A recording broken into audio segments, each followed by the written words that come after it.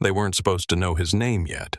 On paper, Aaron was just one more part-time cleaner on the roster. A uniform, a badge, a line in payroll under support staff. Casual. The kind of person people walked past without really seeing, even when he was standing right there polishing the brass they liked to touch on their way into meetings. But that morning on the top floor of the hotel, his name arrived in the room before he did. It slipped in through an email highlighted in yellow on a screen Aaron never saw. It flickered across the payroll system, paused over a field marked flagged, and climbed its way up a chain of approvals until it landed on a list in the CEO's inbox. Ward.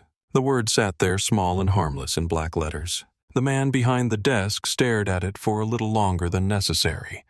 Then he leaned back, let out a breath through his nose, and pressed the intercom button. "Send him up," Mr. Pierce said. Downstairs, Aaron was wiping a faint ring of dried coffee off the marble near the lobby elevators when the call came through. "Aaron."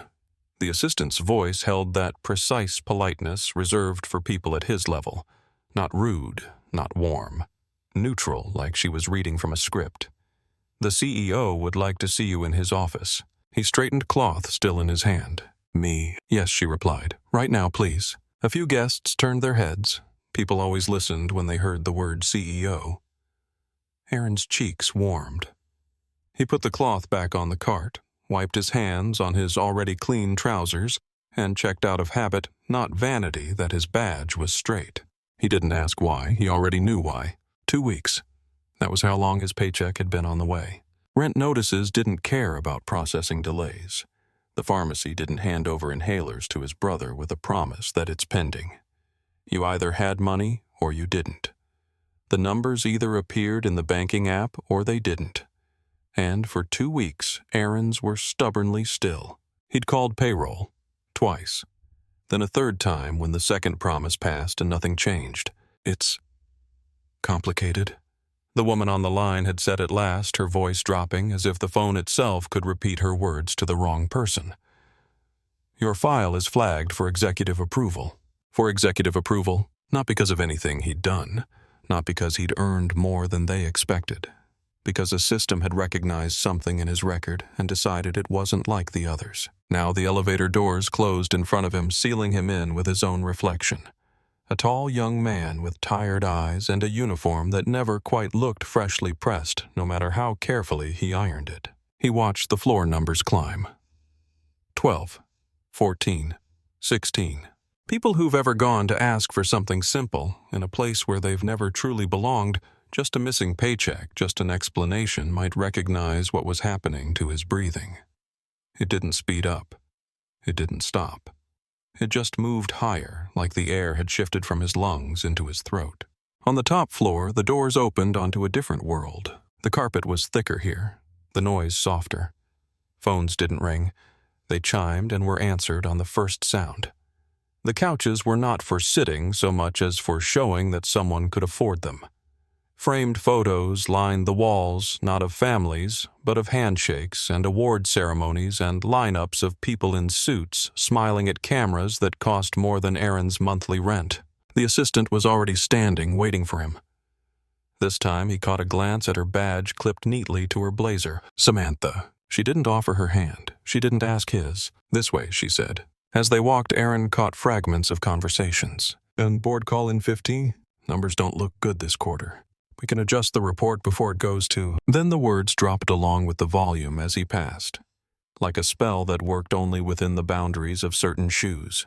The CEO's office sat at the end of the corridor behind a door with frosted glass and a plaque with a name in raised silver letters, Jonathan Pierce, Chief Executive Officer. It wasn't the door that made Aaron's stomach tighten. It was the memory of another man's name years ago on another plaque in this same building just 2 floors down from here. Aiden Ward, Operations Director. He'd walked past that door dozens of times as a boy, fingers brushing the frame, waiting for his father to step out between meetings. Back then, staff greeted them both with real smiles. "There's the boss," they'd say to his father, and the small boss to him ruffling his hair. Back then, walking these corridors felt like walking through a place his family had helped build. Now his badge said cleaning staff and no one ruffled his hair, just moved out of his way like he was pushing a trolley that might streak their perfectly polished shoes. Samantha knocked once, then opened the CEO's door without waiting for a reply. "Mr. Pierce, Aaron Ward is here." Pierce didn't look up immediately. He made a point of finishing the line he was typing first, fingers moving slowly over the keyboard. Then he glanced at the clock on the wall, not at Aaron. "Come in," he said. "Close the door." Samantha stepped back. Aaron entered. The door swung almost shut behind him, but not quite. A sliver of corridor remained thin as a knife edge, enough for anyone outside to hear every word if they wanted to. The office was wide, bright, and clean in a way that had nothing to do with mops or disinfectant.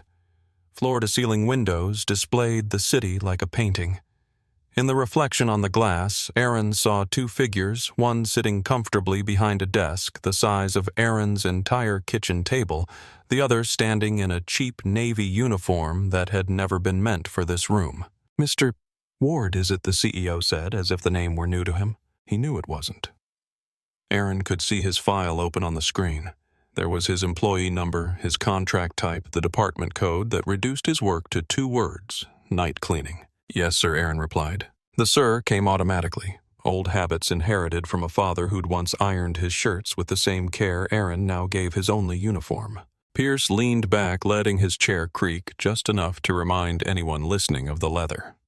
One hand rested lightly on the edge of an open folder.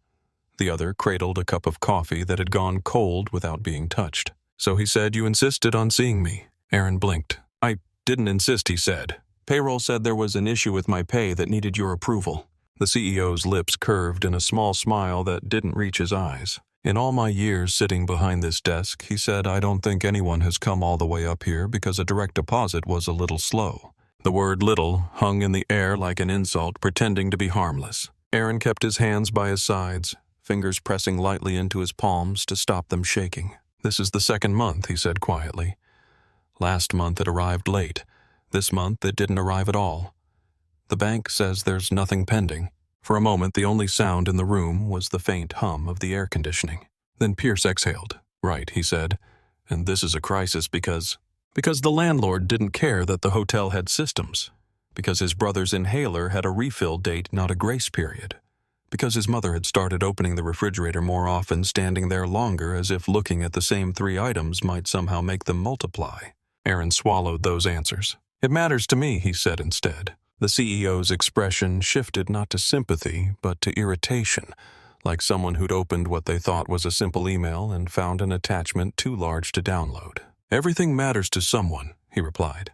"That doesn't mean it belongs on my desk." He tapped the blotter in front of him with one finger as he spoke, turning the words "my desk" into a location. A territory, a border, Aaron had just carelessly crossed. Out in the corridor, a printer stopped mid-whir. Chairs creaked, voices hushed. People who worked on this floor had a 6th sense for tension, and right now it was thick enough to touch. "If Payroll said your case was flagged," Pierce went on, "they're the ones who should be dealing with it. That's what they're paid for. You are—" He glanced at the screen, though he already knew. "A part-time cleaner. You wipe surfaces. You empty bins. You are not managing a department. You are not expected to bring your concerns here." He said cleaner the way some people say problem, neither shouting nor insulting outright, just placing the word on the table and letting the difference in status do the rest. Some people listening to this kind of story will feel their jaw tighten at that tone more than at any insult. It's not the words themselves. It's the quiet message behind them. You are small, and your problems should be smaller.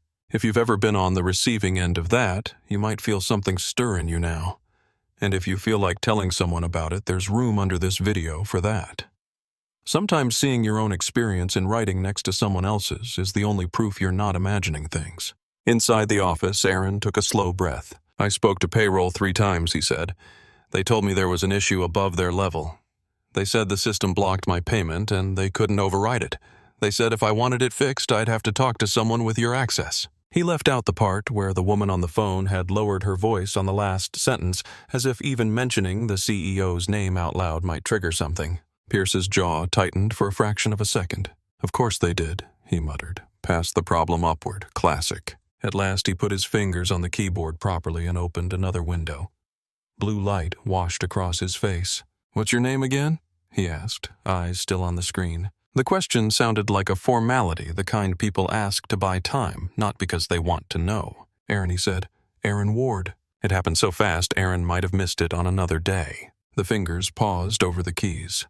The shoulders dropped a few millimeters.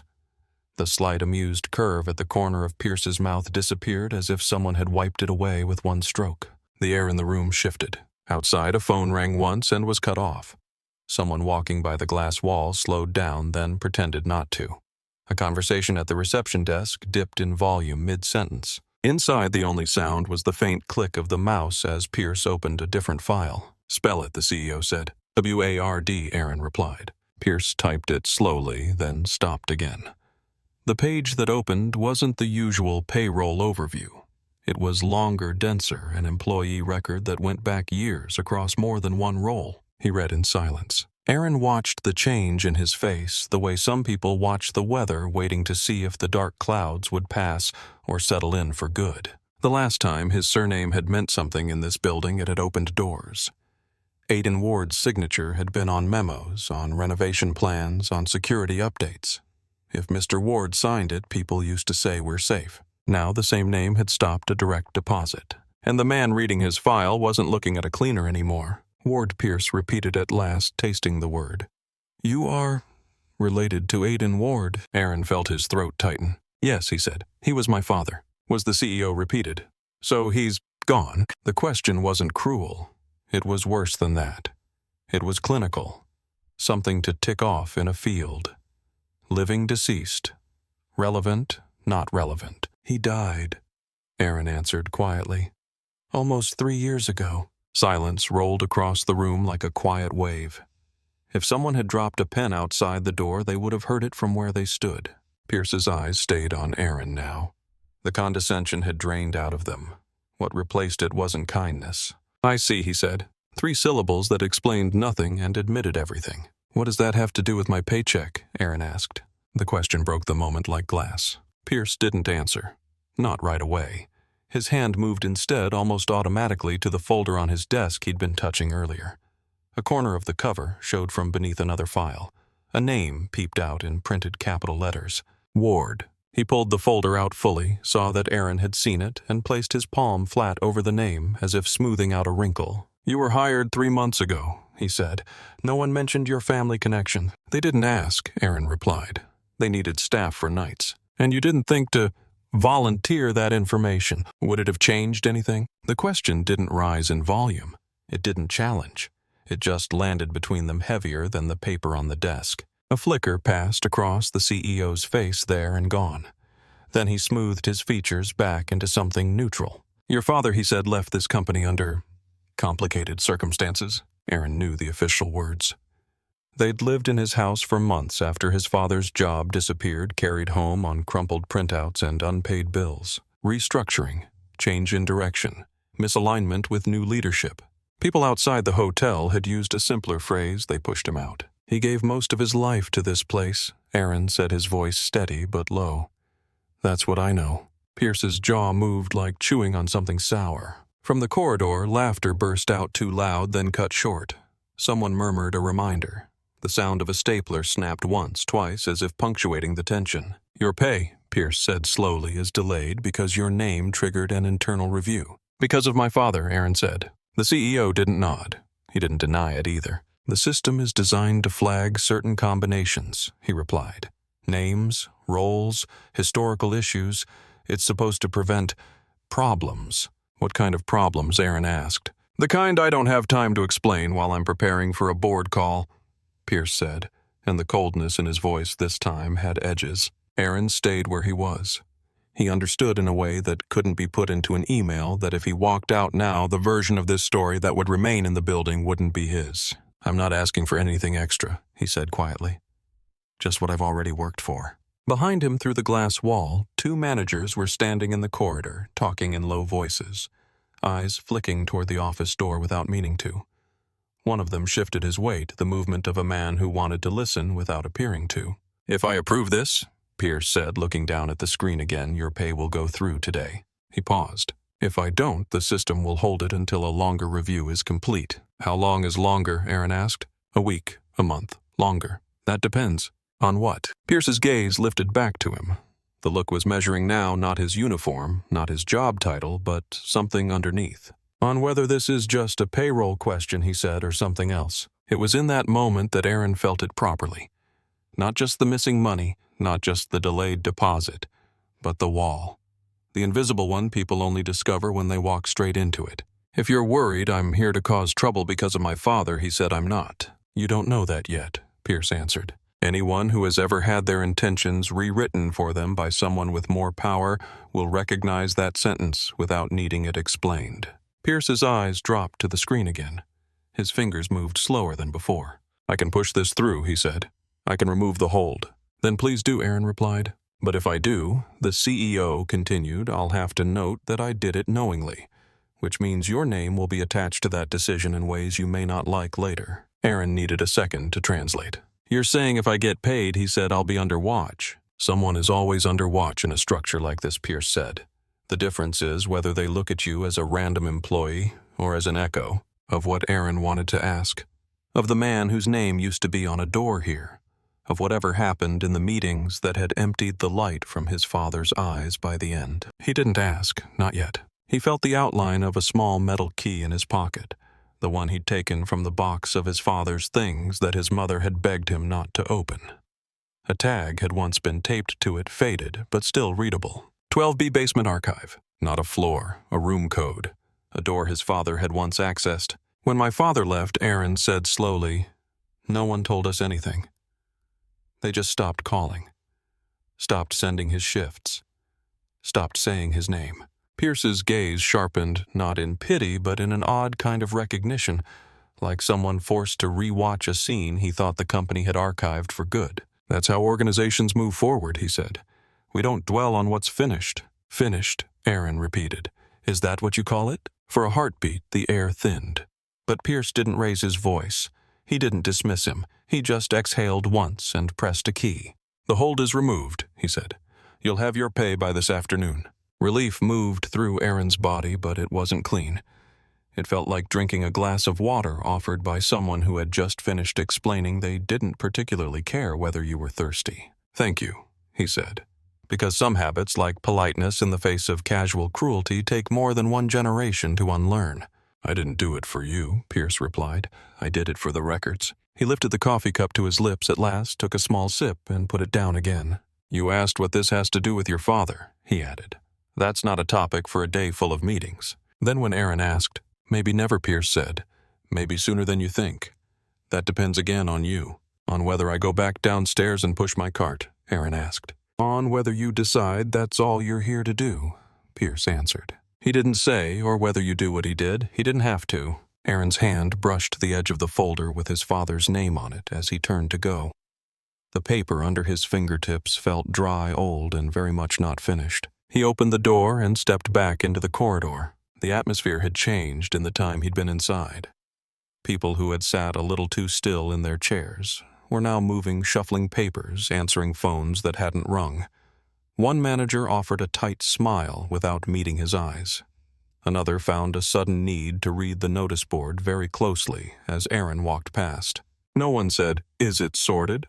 No one said, "Are you all right?" He pressed the elevator button and waited. The doors opened with a soft chime. Inside, he caught his reflection again, same uniform, same badge, but something in his posture had shifted like a person who has just seen the outline of a door he didn't know existed. As the car descended, he rested his head briefly against the cool metal panel. He wasn't replaying Pierce's warnings. He was replaying another voice, one from years before in a narrower corridor with cheaper paint on the walls. Places like this aren't built on marble and glass, his father had said, hand heavy on his shoulder.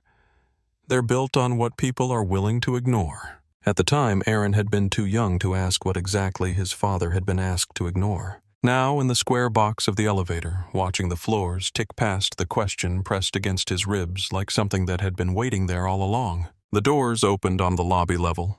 Noise flooded in. Roll of suitcase wheels. Low music, the murmur of guests complaining about room temperatures and late taxis. The hotel looked exactly the same as it had that morning. The only thing that had changed was how many people now knew his last name. He stepped out, adjusted his badge without thinking, and pushed his cart toward the service corridor. His phone buzzed once in his pocket. A notification. He didn't look at it. Not yet. He shoved the phone deeper into his pocket and kept moving, letting the wheels of the cart whisper over marble like nothing had happened, like his name hadn't just shifted the air on the top floor. Aaron knew the feeling before he had words for it. Some buildings hold memories the way skin holds scars quietly beneath the surface until the light hits from the right angle. The lobby looked like every other morning polished marble soft music staff moving in well-practiced rhythms. But the moment he rolled his cart through something in the air had changed. Not loudly, not visibly, just shifted. The kind of shift only the person being watched ever notices first. He clocked in at the staff door. His badge beeped with the same tired sound it made every day, but today the small green light on the reader hesitated before turning on. A fraction of a second. Barely noticeable. "Barely? You're early," said a voice behind him. It was Marta, the morning supervisor. She was holding a stack of fresh cleaning assignments on her clipboard pages still warm from the printer. Aaron nodded, wanted to get ahead. He didn't add the truth he'd started taking morning hours on top of his night roster to make up for the missing pay, and once his name got flagged, the schedule changes stopped being optional. They started being designed. Marta didn't answer right away. Her eyes flicked to his badge. Ward stayed there for a second too long, then moved back to the clipboard. "I reassigned your rounds," she said. He looked at the sheet when she handed it to him. Usually, his list bounced around the building lobby restrooms, mezzanine hallways. The random conference room left a mess after a corporate breakfast. Nothing consistent. Nothing important enough for anyone higher up to care about. But today the list was different. Only one floor. The executive floor. Every room, every hallway, every glass panel, every stainless steel railing that executives ran their fingers along while pretending not to think about fingerprints at all. Aaron kept his face still. "I thought rotation didn't include that level," he said. "Not usually," Marta replied. She tapped the clipboard once with her pen, as if that gesture alone could explain everything. "But they asked for you." "Who?" She hesitated. A small, almost invisible pause. The office upstairs. Not Pierce, not the CEO. Just the office upstairs, the phrase people used when they didn't want to attach a human face to a decision. Somewhere behind them, the elevator dinged. Someone laughed at something too loudly near the staff kitchen. The building went on pretending. Aaron nodded once. "I'll take care of it." Marta gave a tight smile, the kind meant to be reassuring, but wasn't. "If anyone asks," she said, lowering her voice, "you were assigned. Don't say you volunteered." He didn't ask why she said that. He didn't need to. He pushed the cart toward the staff elevator. As the doors opened, he caught a glimpse of himself in the stainless steel panel again, same uniform, same badge, same quiet posture. But he couldn't ignore how the building reacted to him now. His name moved ahead of him like a shadow with its own agenda. The elevator ascended. Numbers lit up slowly. 8, 9, 10. When he reached the executive floor, the air felt colder, not in temperature, but in atmosphere. The carpet was thick enough to swallow footsteps. The walls were lined with framed photos of men in suits, cutting ribbons, holding trophies, smiling with the kind of confidence that comes from knowing the world is shaped to fit their path. As he pushed the cart out, the receptionist at the executive desk looked up. Normally, she offered a professional smile to everyone, polished, neutral, automatic. Today, she startled slightly when she saw him, as if expecting someone else entirely. "Good morning," he said. She blinked, then recovered, smoothing her expression. "Oh, morning. You're, doing this floor today." "Looks like it." A beat of silence. She swallowed. Her eyes drifted not rudely, but involuntarily to his badge again. "So that's your last name," she said softly before she could stop herself. Aaron didn't answer. She realized she'd spoken out loud and quickly dropped her gaze to her monitor. "Let me know if you need anything," she said, typing nothing. He moved past her. Down the hallway, 2 managers came out of a conference room mid-conversation. When they saw him, their voices shifted, same words, different tone. Not hostile, not friendly, just rearranged. The way people do when they suddenly realize they're being observed by someone they can't categorize. "Morning," Aaron said, because politeness was a language he never forgot. The older manager nodded quickly. The younger one didn't answer at all. Aaron continued. He cleaned the railing, the glass wall, the fingerprint-prone metal panel on the elevator call button. He let the quiet settle over him like a coat he didn't ask for. In one of the executive suites, someone had left a meeting agenda on the table, a simple printout with names and times. Nothing confidential, nothing unusual. But one line made him stop. 10:30. Discussion legacy cases. HR and executive review. Legacy cases. He felt something cold settle at the base of his spine. He lifted the paper just enough to read it again. Then he placed it exactly where he found it. He didn't take anything. He didn't open any folders.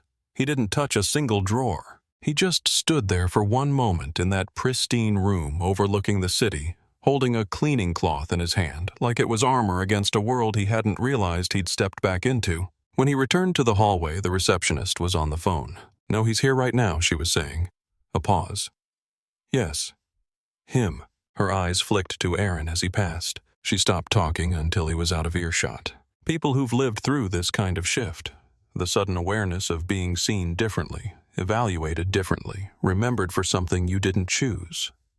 Know that you don't need anyone to tell you the truth out loud. You feel it before you understand it. By the time Aaron finished half the floor, he could map the building's reactions to him with frightening accuracy. Some doors closed a little too quickly. Some conversations paused just long enough to betray intention. Some faces softened with sympathy they didn't dare express, and some avoided him altogether. In one hallway, he overheard two assistant managers speaking in low voices. "His father worked here, right? Before Pierce took over, I think. Then why wasn't anyone told?" "Because they didn't want questions." Their voices dropped when they saw him. Aaron kept wiping the long glass panel between meeting rooms, moving cloth in slow, steady circles. If anyone saw his reflection, they would think he wasn't listening. But he heard everything. When he stopped for a brief break near the elevator alcove, his phone buzzed in his pocket. A bank notification. He didn't open it. Not yet. Instead, he leaned one shoulder lightly against the polished wall and closed his eyes just long enough to steady his breath. A voice spoke behind him. "Your ward's boy." Aaron opened his eyes. An older man stood there, day-shift cleaning crew like him, but with years in his posture. Aaron had seen him around for months, but had never spoken more than a nod. Up close, the man's face held something different. Recognition, memory, maybe even caution. "I'm Grant," the man said quietly, as if names mattered in whispers. "I worked here when your father did. Back then, this floor felt different." Aaron didn't know what to say. Grant didn't wait for him to answer. "You should watch yourself," he said.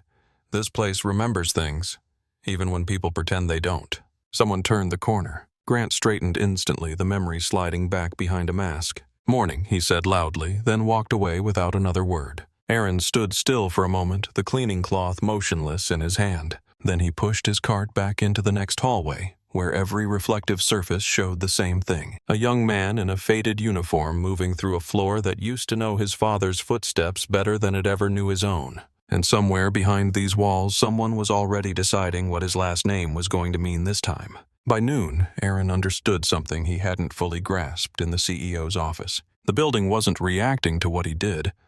It was reacting to who he was. Not a cleaner. Not a young man trying to survive a late paycheck. Not an invisible worker pushing a cart down polished hallways. It reacted to a last name it had not forgotten. He finished wiping the long executive corridor and moved toward the conference rooms on the west wing. But today one of the doors was slightly ajar. Just enough. Light spilled into the hallway, a faint line across the carpet. Voices murmured inside. Aaron hesitated only 1 second before pushing his cart forward. Cleaning staff were expected to be everywhere and nowhere at once present, but ignorable. If anyone questioned him, all he had to say was assigned to this floor today. Still, his pulse picked up. He lifted his hand and knocked lightly the way they'd been trained. The voices inside paused, then didn't invite him in. He knocked again. No response. Technically, cleaners were allowed to enter empty rooms with the door open. But this room, room 24E, was one he had never been inside. Even during conferences, they usually handled it themselves. A door left cracked open on this floor wasn't an accident. Aaron pushed slowly. Inside the room was bright, and the long table was covered with folders, tablets, and water bottles. Chairs were pulled back, abandoned temporarily. Through the floor-to-ceiling windows, the skyline lay in soft afternoon haze. Two executives stood near the far wall, not noticing him at first. Their voices were sharp, urgent, unpolished. Nothing like the careful tone they used in front of staff. It's not just a name flag, one said. The system connected it to archived reports, old financials, some of which were never closed properly. He's a cleaner, the other replied. He won't know what he's looking at. Maybe he already does. A pause. If he got into that basement archive again, impossible. It's restricted. So was his father's access. Aaron kept his posture still the way cleaners did when executives spoke neutral and visible. He wasn't inside the room enough for them to see him, only enough to hear. Then something hit the table paper, maybe a folder. If anyone above us realizes what's buried in those early transition years, one voice said, we'll have more than a flagged name to deal with. Aaron stepped back slowly before his shadow crossed the doorframe. He wasn't breathing until he reached the hallway again. He didn't know if they had been talking about him. He didn't want to believe it. But the way the second executive had said his father left no room for misunderstanding. He closed the conference room door softly, as if sealing something inside. His hand shook for only half a second before he forced them still. When he returned to the reception desk, the receptionist stiffened again, her eyes darting between him and something behind her screen. Not avoidance now, more like warning. You've been asked to clean Suite 27, she said quietly. He frowned. That room's empty today. She didn't blink. That's the assignment. Suite 27 was at the very end of the hall, the corner office reserved for private meetings.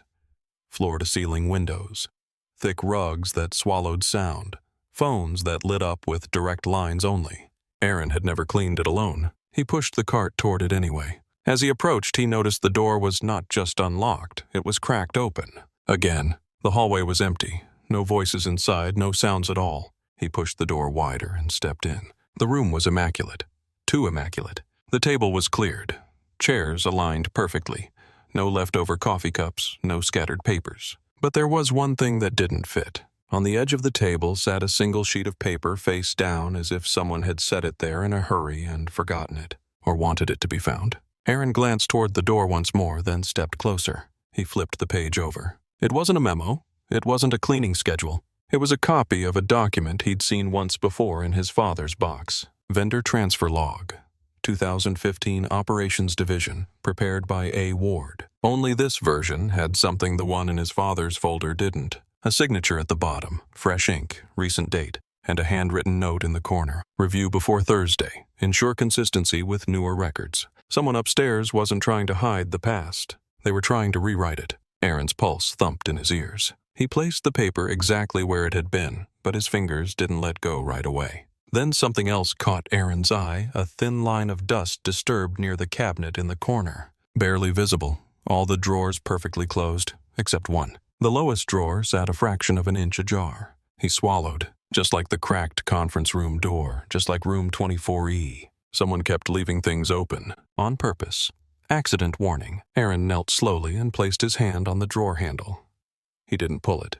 He didn't open it. He just felt the cold metal under his fingers. He didn't need to see inside to understand the truth settling into his bones. Whatever his father had discovered didn't die 3 years ago. Whatever had begun with a delayed paycheck had nothing to do with clerical errors.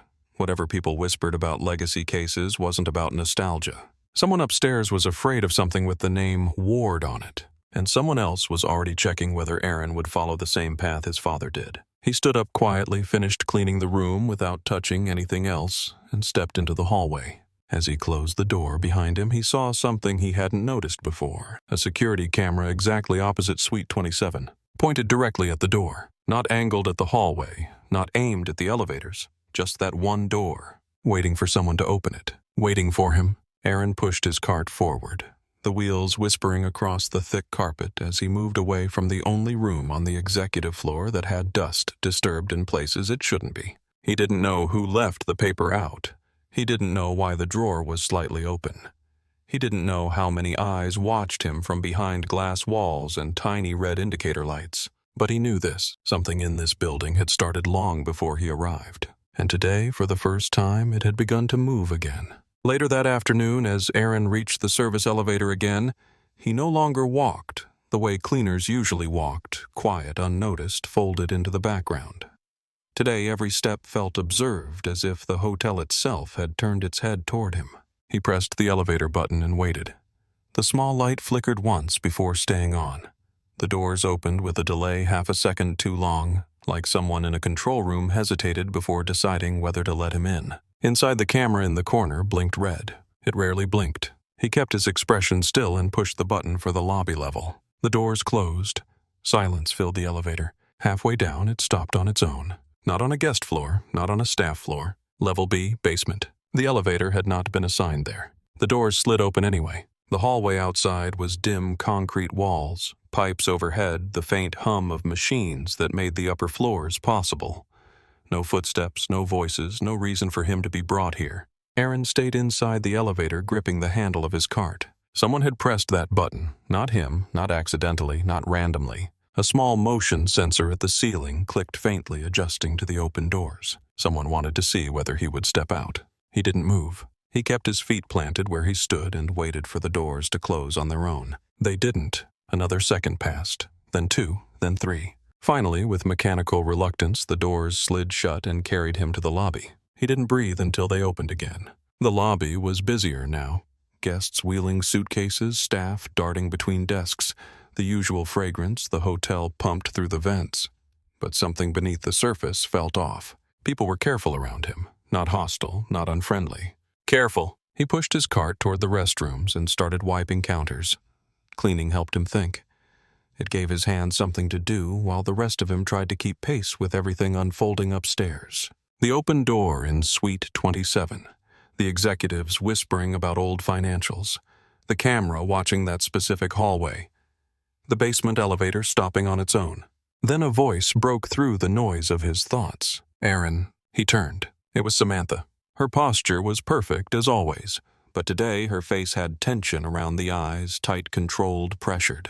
"Mr. Pierce wants to see you," she said quietly. His stomach tightened. "Now." "Yes," she confirmed, reading the shift in his expression. "Now." She didn't walk ahead of him this time. She walked beside him like someone carrying two things at once, her professional role and an unspoken warning. As they approached the executive elevator, she tapped her badge.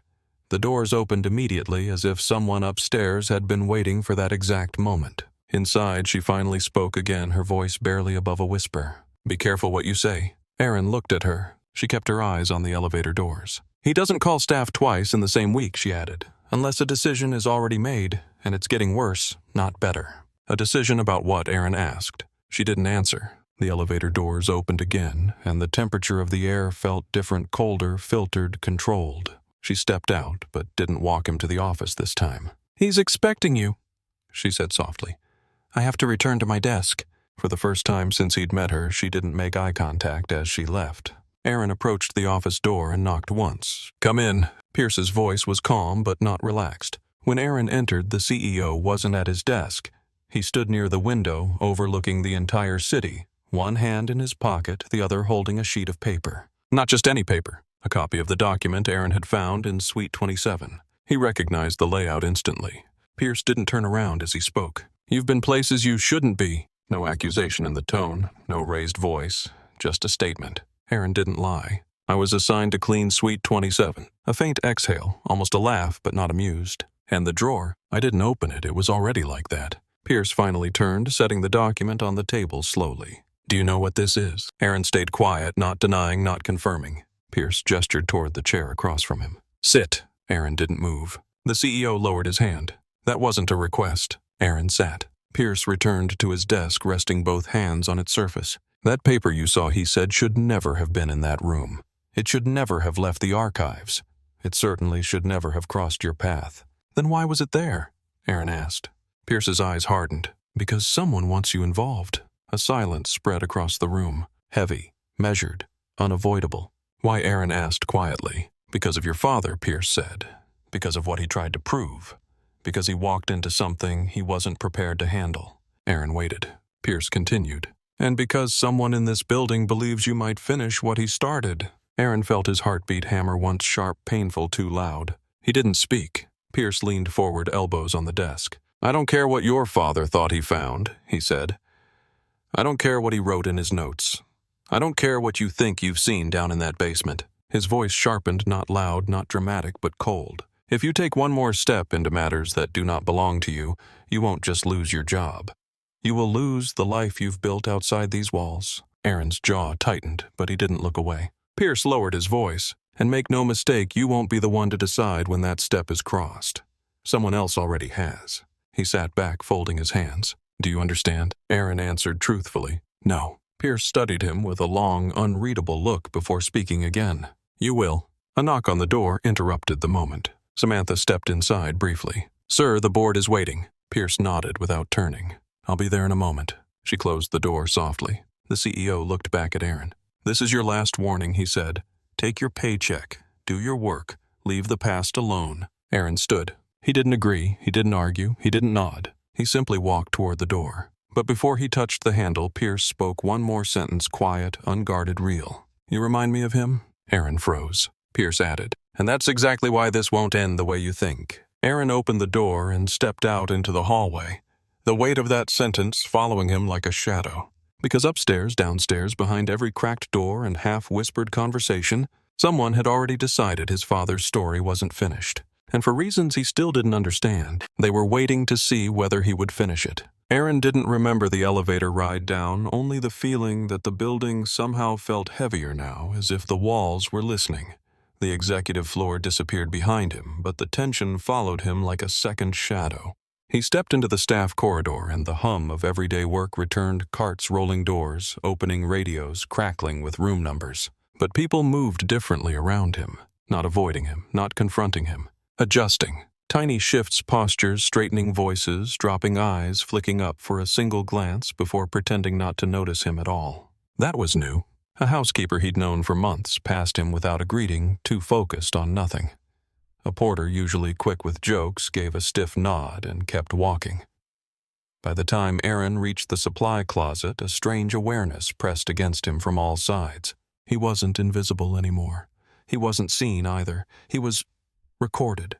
Someone had placed him in a column he didn't ask to belong to. He finished the rest of his tasks quickly, without speaking, without slowing. Every time he turned a corner, someone's eyes flicked up before snapping away. A door near the laundry room closed just as he approached. A supervisor stepped into another corridor, voice low on the phone. "Yes, I know. He was just in the office. No, he didn't sign anything." Aaron pushed the cart past without reacting. When his shift finally ended, the late afternoon light spilled into the alley behind the hotel, warming the pavement, but it didn't loosen the knot in his stomach. He crossed the street to reach the bus stop. A car was parked along the curb. Black, windows tinted, engine off, but someone inside. He tried not to look, but the faint outline of a figure behind the windshield made his steps slow. Someone was watching. Or maybe he just didn't trust coincidences anymore. He turned toward the bus stop. A man with a backpack stood there, scrolling on his phone. 2 teenagers sat on the bench arguing lazily about which game to play later. Everything looked normal, except the car. Aaron sat at the far end of the bench, facing forward, eyes fixed on the road. The car didn't move. The figure inside didn't move. He waited for the bus. 5 minutes, 8 minutes, 10. Just before the bus arrived, the car pulled away without signaling, quiet, smooth, careful. Aaron boarded the bus with a tight jaw. Someone upstairs wasn't just asking questions about him. Someone was checking who he spoke to, where he went, how he left the building. Not officially, not openly, but deliberately. When he reached home, his brother Evan was sprawled on the couch, headphones around his neck. "Mom's working late again," Evan said. "Left dinner in the fridge." Aaron nodded and went to the kitchen. The apartment felt too still, the air too thin. He heated the leftovers and sat at the small table. Evan watched him. "You look like you got yelled at," he said. Aaron kept his eyes on his plate. It was just a long day. Evan didn't buy it. "You haven't been yourself since the paycheck thing." Aaron didn't respond. "You want to talk?" He did, but not out loud, not yet. "Finish your homework," Aaron said gently. Evan sighed, but didn't push further. Aaron took his plate to the sink and washed it slowly, letting the water run over his hands longer than he needed to. When he finished, he dried his hands, walked to his bedroom, and closed the door quietly. He sat on the edge of the bed and stared at the backpack in the corner, the one containing his father's folder. He hadn't opened it again since the first night. He wasn't sure if he was ready. Not because he feared what he'd find, but because he feared the confirmation of something he already sensed, that his father didn't fall into trouble by accident. Aaron unzipped the bag. He didn't pull out the folder. Instead, he took the small metal key, the one labeled 12B Basement Archive, and held it between his fingers. He didn't know whether he was supposed to go back down there. He didn't know why the elevator had stopped on level B today, or who had forced that test. But he knew one thing without a doubt. Pierce had reacted strongly when he heard the last name Ward. Not politely, not professionally, instinctively. Something about the family name wasn't just an old memory inside that hotel. It was unfinished business. Aaron lay back on the bed, staring at the ceiling, the key resting on his chest. Down the hall, a door closed. His mother had returned home. Evan said something too muffled to understand. The world outside remained unchanged, ordinary tasks, familiar noises. But inside the hotel, something had been set in motion the moment his paycheck was delayed. And now the building had started watching him back. Aaron closed his eyes for a moment. He needed to be careful. Not scared, not reckless. Careful, because someone had pushed the elevator button for level B today. And that was not the behavior of a building. That was the behavior of a person. A person who remembered his father. A person who had too much to lose if the truth resurfaced. A person who would prefer the name Ward to disappear again. But some names refused to stay quiet, and Aaron had just learned his was one of them. The next morning, Aaron left the apartment before sunrise, moving quietly so he wouldn't wake his mother or Evan. The air outside was cool sharp against his skin, one of those mornings that felt too calm for what waited ahead. He walked to the bus stop with his hood up, hands in his pockets, keeping his thoughts contained. He needed the calm, he needed the distance, because the moment he stepped through the hotel doors, he'd become the thing everyone was watching again. The bus arrived empty. He chose a seat near the middle, not by the windows. He didn't want reflections revealing more than he meant to show. As the ride continued, buildings blurred past, but inside his thoughts tightened around the same memory. Pierce's face when he heard the name Ward. People didn't react like that over small matters. Not managers, not supervisors, and especially not CEOs. Whatever his father had discovered, it wasn't minor. The bus turned onto the boulevard leading to the hotel. Traffic lights blinked red on wet pavement. By the time Aaron stepped off and approached the staff entrance, his heartbeat wasn't racing, but it wasn't steady either. The guard at the door glanced at his badge longer than necessary. A single second too long. Aaron walked inside without acknowledging it. The service hallway was filling with staff preparing for morning shifts. Breakfast carts, laundry carts, voices too busy for gossip yet. But even here, something had shifted. Conversations stopped when he passed. Someone adjusted their uniform with deliberate focus rather than look at him. A door closed faster than it should have. He pushed his cleaning cart toward the elevators. A supervisor intercepted him. "You're on a different rotation today," she said. "New floors." Again, Aaron didn't argue. She handed him a printed list. He scanned it quickly. The rooms assigned weren't random this time. They formed a pattern, one that pulled him from one side of the hotel to the other without any logical flow. A route designed not to clean, a route designed to observe. Not what he saw, where he went. He accepted the list with a nod. On the 15th floor, he began his tasks quietly. No noise, no hesitation, no lingering. He wiped surfaces, straightened chairs, replaced toiletries, movements so practiced he barely had to think. Routine helped him blend in, until he reached room 1524. The door was propped open by a cleaning wedge. Inside were two assistant managers and a man he didn't recognize, mid-40s clean-cut suit, too expensive for someone working in-house. They were reviewing papers spread across a desk. When Aaron stepped in, their conversation paused. Not dramatically, not suspiciously. Just paused. The stranger's eyes moved to his badge immediately. "Ward," he read. The managers stiffened. Aaron kept cleaning without acknowledging them. One manager cleared her throat. "We weren't expecting staff in here yet. My assignment list says this room first," Aaron replied. Calm, professional. The stranger continued watching him, not with curiosity, but with evaluation, like someone matching a face to a file. He lowered his voice. "Let him work." The managers obeyed. Aaron finished quickly, but he caught fragments of their resume discussion as he left. Old authorizations need to be pulled. Still ties back to his department. Someone higher needs to decide what we disclose. He didn't slow down, he didn't look back, but his pulse did a single hard knock beneath his ribs. They weren't cleaning up old mistakes. They were preparing for something. By midday, he'd completed half the list. He went to the staff cafeteria for a break. He sat alone at a small table in the corner, keeping his back to the wall. Seconds later, someone sat across from him. Grant. He didn't speak right away. He placed his coffee on the table and folded his hands around it as if giving Aaron permission to breathe. "You look like you didn't sleep," Grant said. "I didn't." Grant nodded once. "You saw the men in suits this morning." Aaron didn't confirm it. "They're not from the hotel," Grant continued. "They're consultants, outside auditors. That's supposed to mean something. It means someone upstairs wants to make sure whatever your father found never sees daylight." Aaron's fingers tightened on the edge of the table. Grant lowered his voice. "This place has been hiding things a long time. Your father tried to pull at the thread. Now they're trying to make sure you don't." "I never said I—" "You don't have to say it," Grant interrupted. "Your last name says enough." Aaron stayed quiet. "I'm going to tell you something," Grant said, leaning in slightly. "Not as a warning, as a fact." Aaron waited. "When your father came across irregularities, numbers that didn't fit, approvals that didn't make sense, he didn't tell anyone at first. He thought he misunderstood.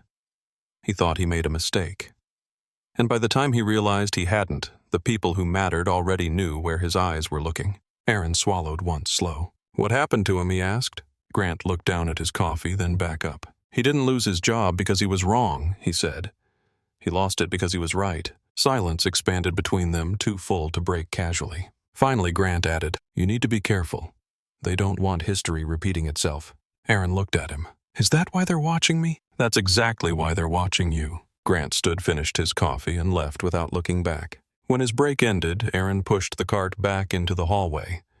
But the air felt different now. His movements felt heavier, not from fear, but from understanding. He wasn't imagining things. He wasn't misreading glances. He wasn't misunderstanding the rotation changes.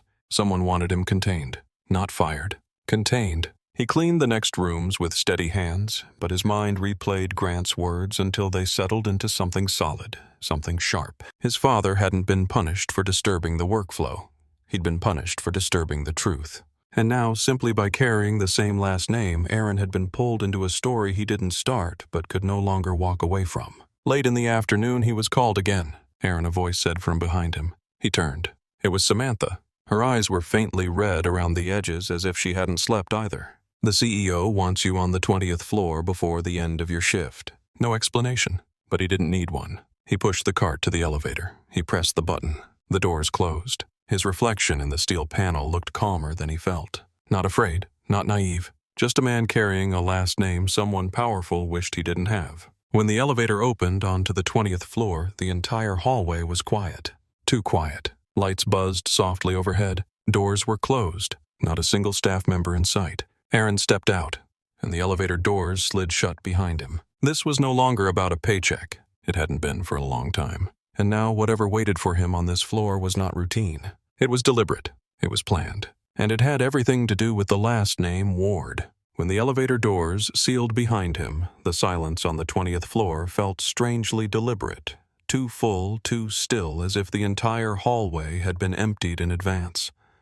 Lights hummed overhead in a steady rhythm, and Aaron's steps echoed against polished marble that usually muffled sound. This wasn't a regular work request. This wasn't even an accident. Someone wanted him here. Someone had arranged the emptiness. He pushed his cart slowly, matching the practiced pace of a cleaner doing nothing unusual.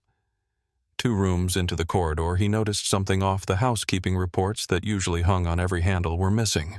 A whole floor paused. He reached the suite at the end of the hall, one of the large corner rooms that executives used for private meetings. The door was ajar by an inch, just like the first time. He didn't touch it. He didn't push it open. He let his breath steady itself inside his chest.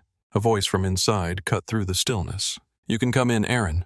Pierce. No warmth, no irritation. Just a tone that implied the conversation had already begun. Aaron stepped inside. The suite was dim, except for the tall window overlooking the city. Afternoon light spilled across the carpet in a pale, uneven stripe. No documents lay scattered like before. No staff. No consultants. Just Pierce sitting at the table near the window, the skyline behind him making his silhouette look sharper than usual. He didn't gesture for Aaron to sit. "You've caused movement," the CEO said. "Not trouble, not disruption. Movement." The word settled heavily in the room. Aaron stayed standing. "You asked for me." Pierce nodded once. "Close the door." Aaron did quietly. Pierce exhaled the sound, almost weary, almost reflective. "You think this is about old records," he said. "Or about your father. Or about a few questionable decisions made before your time." Aaron didn't respond. He learned by now that silence often revealed more than questions. Pierce rose from his chair and walked to the window, hands clasped behind his back. "There are things you don't understand about how buildings like this work," he said.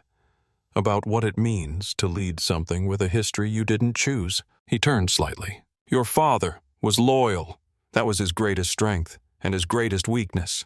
Aaron's jaw tightened. He was pushed out. "He was guided out," Pierce corrected softly, "because he crossed a line without realizing he had crossed it." "What line?" Pierce studied him a moment before answering. "The line between discovering something and being willing to expose it." Aaron breathed in once steady. "My father didn't lie." "No," Pierce said. "He didn't. That was the problem." He walked past Aaron, then slow, controlled steps, stopping near the desk where a single sheet of paper lay face down. "The truth," he continued, "is rarely the issue. It's what the truth demands after it's spoken." He turned the sheet over. A list of names. Not employees, not managers. Vendors, approvals, dates. Patterns Aaron had seen circled in his father's handwriting. Pierce didn't let him get closer. "You weren't supposed to see your father's old notes. No one was. They should have been destroyed long ago." Aaron held the silence steady. Pierce's voice softened, not kinder but quieter, as if acknowledging something inevitable. "The moment you were hired, he said someone upstairs noticed the name.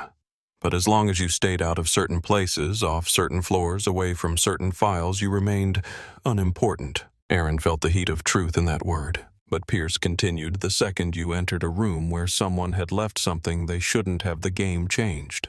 "Why was the drawer open?" Aaron asked. Pierce didn't answer directly. "Someone wanted to know if you were like him." "My father." Pierce nodded. He asked questions that made powerful people uncomfortable, not because he was wrong, but because he was independent. He wanted clarity in a structure designed around selective blindness. He tapped the paper with one finger. As soon as he refused to step away from this, the decision was made. Aaron swallowed. "To fire him." Pierce shook his head slowly. "To remove him." Aaron felt a cold pressure in his chest, not sudden, not shocking, but steady. "You're saying he didn't leave by choice?" "I'm saying he didn't leave because of performance," Pierce replied. "And you know that already." The room felt smaller now, not threatening, just brutally honest. Pierce placed the paper down again. "What concerns me," he said, "is that you've walked into the same shadow he did. And whether you realize it or not, your movements have already drawn attention." Aaron finally spoke. "I didn't come here to expose anything. I just asked for my paycheck." A small, sad smile formed at the corner of Pierce's mouth. "Yes," he said. And that was all it took. He walked back to the window. "There are people in this building who will not allow history to repeat itself. They don't want another ward following threads they left unfinished." Aaron stepped forward slightly, not aggressive, not fearful. "What is it they think I'm going to find?" Pierce didn't turn around. "That depends on whether you keep looking." Aaron waited. "And whether they let you," Pierce added. He finally turned, meeting Aaron's eyes with something that wasn't quite warning, not quite empathy. "Take the pay, do your shifts, support your family, and let the past stay buried." Aaron held his gaze. "What if I can't?" Pierce's answer came without hesitation. "Then they will bury you with it." The words weren't cruel. They weren't angry. They were factual. Pierce sat again, fatigue visible now, years of carrying something he couldn't say, locked inside decisions he couldn't undo. "You have a choice," he said quietly. "Your father thought he didn't." A long silence followed. Aaron reached for the doorknob. Pierce spoke one last time. "Walk carefully, Aaron. Even truth has teeth." Aaron left the room without responding. The door clicked behind him, and the empty hallway swallowed him again. Soft lights, muted carpets, the unmistakable sense of being observed. He pushed his cart back toward the elevator, hand, steady breath controlled. But one thought followed him like a shadow, forming its own shape. He wasn't stepping into his father's past anymore. He was stepping into his own. And someone inside that building had already decided they weren't finished with the name Ward. Aaron didn't remember pressing the elevator button, only the sensation of the floor humming beneath his shoes as he waited. When the elevator finally arrived, he stepped inside with his cart. The doors closed silently, trapping the dim light inside. His reflection stared back at him. Tired eyes, uniform, slightly wrinkled hands, still steady, even though his chest wasn't. The elevator descended. Floor 20, floor 15, floor 10. He stood motionless, replaying every word Pierce had said in that quiet room above him. Someone wanted to know if you were like him. The moment you stepped into that room, things shifted. Your father didn't leave because of performance. They will bury you with it. The elevator door opened to the lobby level. Noise broke the stillness. Guests checking in keys, clinking shoes, tapping across marble. Life moved on as if the floor above didn't exist. He walked through the lobby, slowly pushing the cart forward. Staff passed him, but their eyes slid away. A bellman straightened his tie when he saw him, posture tightening instinctively. Even the concierge offered a polite, over-practiced smile before turning to help someone else. No one asked how he was. No one asked why he'd been upstairs. No one wanted to stand too close. Aaron finished his remaining tasks with a precision that felt like muscle memory rather than intention. When he clocked out, the sun outside had already begun to drop behind the skyline, leaving the streets washed in the soft, fading blue of early evening. He stepped through the staff exit into the alley, pulling his jacket tighter. His breath came in small bursts, not shaky but measured, trying to find a rhythm again. At the end of the alley, a man leaned against a brick wall, smoking. Aaron recognized him, a driver for the hotel's executives. Tonight he stared openly. Aaron walked past without reacting. The man dropped his cigarette, crushed it under his heel, and said quietly, "You should take a few days off." Aaron stopped, not turning, not speaking. The man added, "Some stories in that building don't want to be told again." Aaron walked away without acknowledging him, but the truth sat heavy on his shoulders. They weren't just watching him in the hallways anymore. They were watching him everywhere the building touched. When he reached the bus stop, the sky had darkened.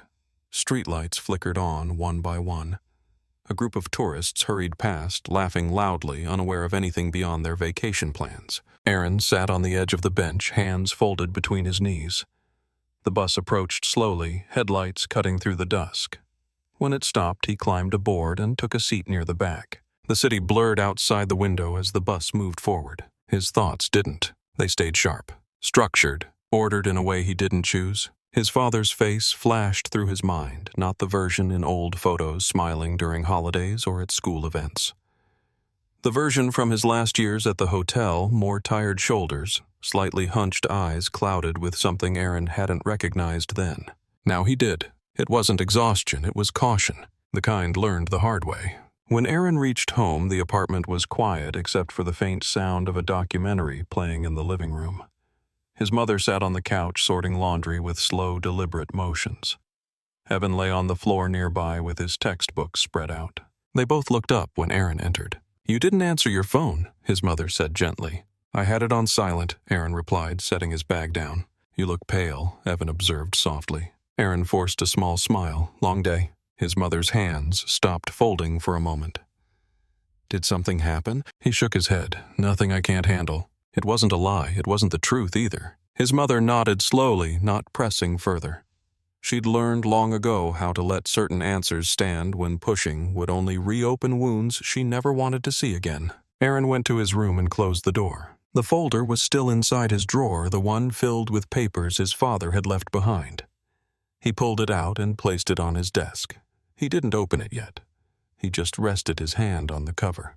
There was an emptiness in the room that wasn't empty at all. The quiet kind, the kind that knows exactly what you're avoiding. He slid the folder open. Numbers stared back. Dates, vendors, approvals. His father's handwriting, circling patterns he didn't want to accept as real. Aaron traced a finger along the ink. He had been cleaning floors while this lived beneath them. He had been stacking towels while this waited in the walls. He had asked for a paycheck while this pulled him into a past he never chose. For a moment, a single heavy breath filled his chest. He understood now why they wanted him quiet. Because silence was easier than confronting the truth. Because the ward name had already caused one disruption. Because they feared a second one. But Aaron wasn't his father. He wasn't defeated yet. And he wasn't walking away. Not because he wanted a fight. Not because he sought revenge. But because some truths refused to stay buried once someone recognized their shape. He closed the folder gently. His father hadn't been wrong. He hadn't been mistaken. He hadn't imagined patterns that weren't there. He had been right, and being right had cost him everything. Aaron leaned back in his chair, eyes fixed on the folder fingers tapping once against the wood, small, controlled, decisive. He didn't know what the next step was. He didn't know what the hotel expected him to do. He didn't know how far this would go. But he knew one thing clearly, with a kind of clarity that didn't need courage to feel real. The story wasn't over. Not his father's, not the hotel's, not his. And whether the building wanted him to or not, he was already too deep to step out now. The weight of the ward name rested squarely on his shoulders, and for the first time he felt ready to carry it.